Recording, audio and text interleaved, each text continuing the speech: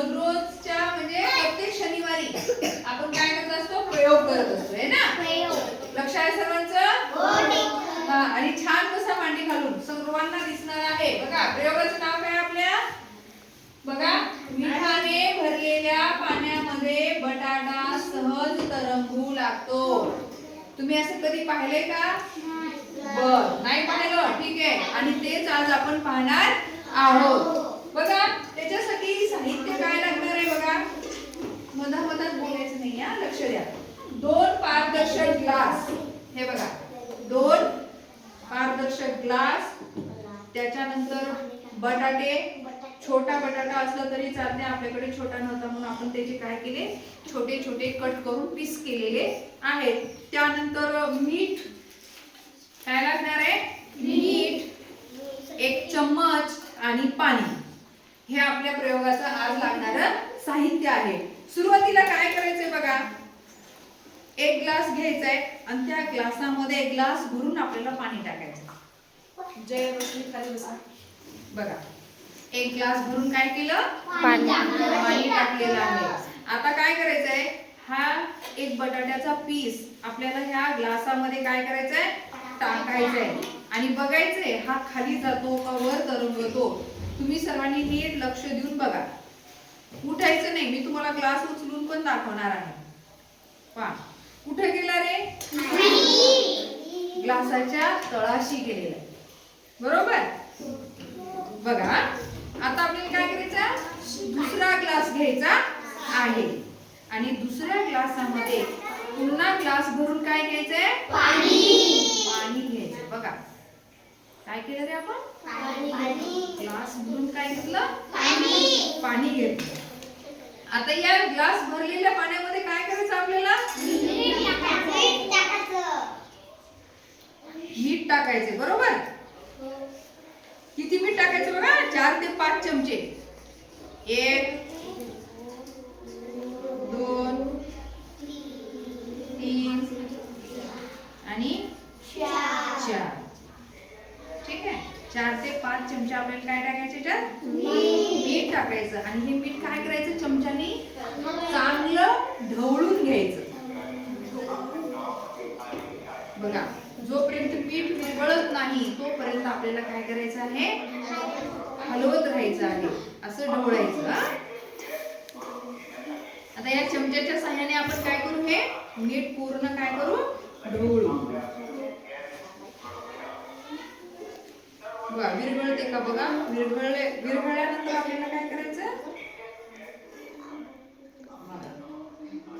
पाणी कसं दिसत आहे रे आता,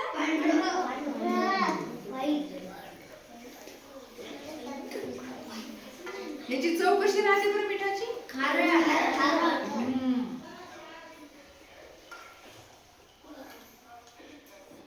चमचे लहान चालतात.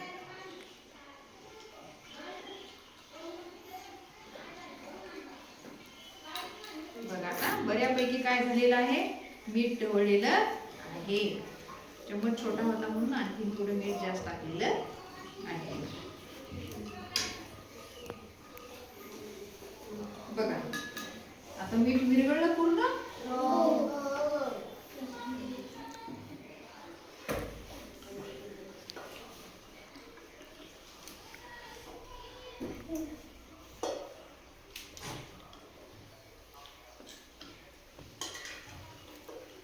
बघा या ग्लासात काय झालं, या ग्लासातून बटाट्याचा काप जो होता तो कुठे गेला, म्हणजे ग्लासाच्या तळाशी गेला, बुडाशी गेला आहे ना.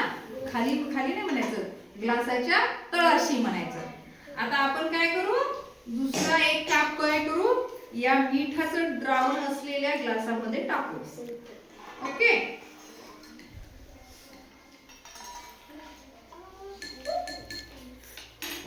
आता आपल्याला बघायचं आहे हा खाली जातो का वर राहतो, हे आपल्याला पाहायचं आहे. चला बघूया, मीठ विरघळलेलं आहे.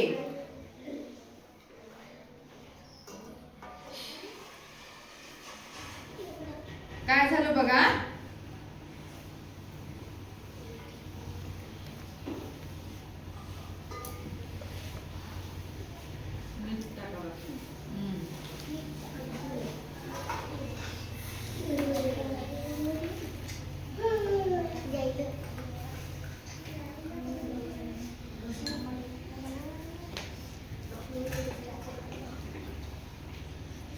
बघा काय झालं रे? हा, याच्यासारखा तो खाली जाऊन बसला का? नाही. नाही. कुठं आला मिठाचा काप? वर. वर आला, वर.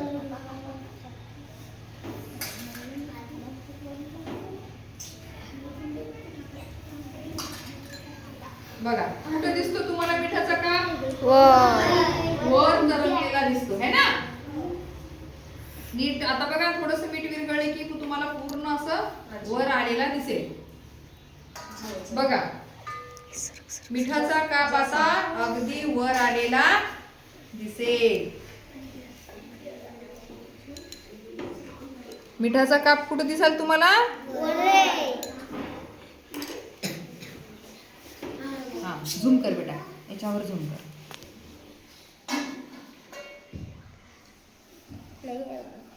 ओके. बघा एका ग्लासामध्ये ज्यात आपण मीठ टाकलं नाही तिथं काप बटाट्याचा पाण्याच्या तळाशी गेलेला आहे, ग्लासाच्या बुडाशी गेलेला आहे. आता छान बसा, बसा छान. हे बघा तुम्हाला दोन्ही दिसते. एकामध्ये बटाट्याचा काप वर आलेला दिसतो. पुन्हा तुम्हाला इथं जवळ येऊन बघण्याची संधी आहे. नंतर प्रयोग झाल्यानंतर तुम्हाला इथे येऊन बघायचं आहे. हा बटाट्याचा काप पूर्ण वरती आहे आणि हा खाली आहे. असं का झालं बरं? असं का झालं असावं? हा, तर त्याला बघा शास्त्रीय कारण आहे की ज्या ग्लासामध्ये पाणी आहे त्याच्यामध्ये बटाट्याची घनता ही पाण्याच्या घनतेपेक्षा जास्त आहे. लक्ष द्या पुन्हा एकदा. ज्या ग्लासामध्ये पाण्यात आपण बटाटा टाकलेला आहे, आलू टाकलेला आहे, त्या बटाट्याची घनता ह्या पाण्याच्या घनतेपेक्षा जास्त आहे. म्हणून बटाटा कुठे गेला? बुडाशी गेला, तळाशी गेला, है ना? आणि इथं काय झालं? ह्या मिठाचं पाण्याची घनता बटाट्याच्या घनतेपेक्षा जास्त आहे. म्हणून इथं बटाटा तरंगायला लागला. म्हणून प्रयोगाचं नाव काय? मिठाने भरलेल्या पाण्यामध्ये बटाटा सहज तरंगू लागतो. तुम्ही सुद्धा हा प्रयोग घरी गेल्यानंतर करून पाहायचा आहे. लक्षात आलं? हा, एखाद्या पदार्थ बघा द्रवाच्या घनतेपेक्षा जास्त असेल तर तो द्रवामध्ये तरंगतो. लक्षात आलं सर्वांच्या?